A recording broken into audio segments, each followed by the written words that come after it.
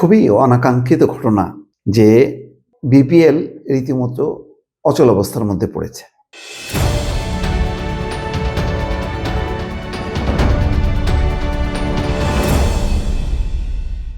ভাঙচুর হয়েছে মিরপুর স্টেডিয়ামে, দর্শকরা ক্ষুব্ধ হয়েছে। আজকে তারা আসেনি এবং বলা হয়েছে ক্রিকেট কন্ট্রোল বোর্ড থেকে যদি দ্বিতীয় দিনের খেলা অর্থাৎ আগামীকাল যদি না হয় তাহলে বিপিএল অনির্দিষ্টকালের জন্য বন্ধ হয়ে যাবে। বিষয়টা কি?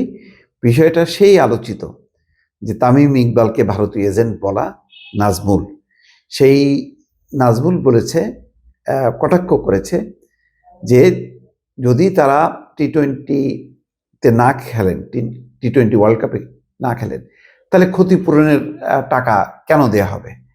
তাদের পারফরমেন্স নিয়েও তিনি ইঙ্গিত করেছেন।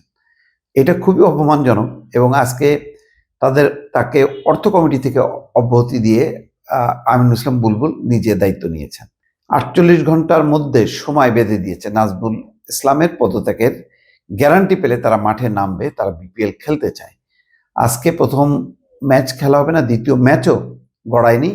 বনানীতে তারা সংবাদ সম্মেলনে পরিষ্কারভাবে বলেছেন, সংগঠনটির সভাপতি মোহাম্মদ মিঠুন, তিনি বলছেন ক্রিকেটাররা খেলতে চায় কিন্তু সম্মান এবং ন্যূনতম সীমার প্রশ্নে কোনো আপোষ সম্ভব নয়। তার ভাষায় তারা খেলার বিপক্ষে নন, তবে সবকিছুরই একটা সীমা আছে আর এই সীমা বহু আগে অতিক্রম হয়েছে।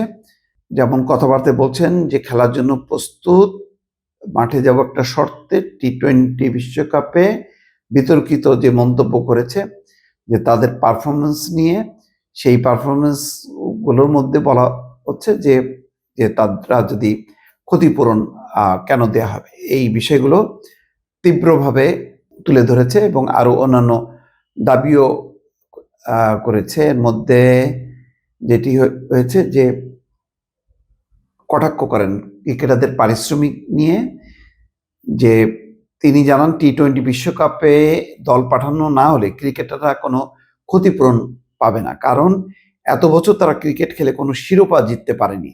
অনেক সময় খারাপ খেলেছে, তাদের পেছনে কোটি কোটি টাকা খরচ করা হয়েছে। খারাপ খেললে তো তাদের পারিশ্রমিক কেটে নেওয়া হয়নি। তারা এমন মন্তব্যের প্রেক্ষিতে সব ধরনের খেলা বয়কটের হুমকি দেন ক্রিকেটাররা। ক্রিকেটারদের সংগঠন কোয়াব অনলাইনে এক সংবাদ সম্মেলন করে জানান নাজমুল পদত্যাগ না করা পর্যন্ত তারা কোনো ম্যাচ খেলবে না। যাই হোক, এটা নিয়ে এখন দৌড়ঝাঁপ শুরু হচ্ছে। দুপুরে একটাই ম্যাচ শুরু হওয়ার কথা ছিল, তারা আসেনি। দ্বিতীয় ম্যাচও তারা খেলেনি। এইরকম একটা যে পরিস্থিতি, এই ধরনের মন্তব্য, তাকে অব্যাহতি দেওয়ার পর আরো বেশ কিছু দাবি আছে, সেই দাবিগুলি কিন্তু এখনো কিন্তু পূরণ হয়নি। সেইগুলো ব্যাপারে কি সমঝোতা হবে, যেমন গুরুত্বপূর্ণ কয়েকটা দাবি আছে এখানে। সেই দাবির মধ্যে 5টি কারণ তুলে ধরা হয় সংবাদ সম্মেলনে।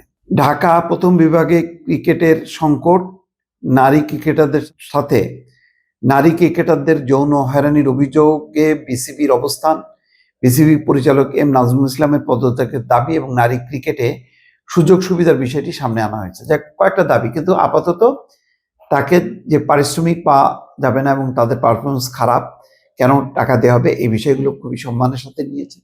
মূলত ক্ষোভের মাত্রাটা শুরু হয় তামিম ইকবাল সম্পর্কে, যে ভারতীয় এজেন্ট বলে আখ্যায়িত করার পর থেকে একটার পর একটা বিতর্কের মধ্যে আছে নাজমুল বোর্ড পরিচালক। তো আপাতত তাকে যদি অব্যাহতি দেওয়া হয়, তার মধ্যে দিয়ে হয়তো একটা সমাধান মিলতে পারে। দর্শক ভালো থাকবেন, আল্লাহ হাফেজ।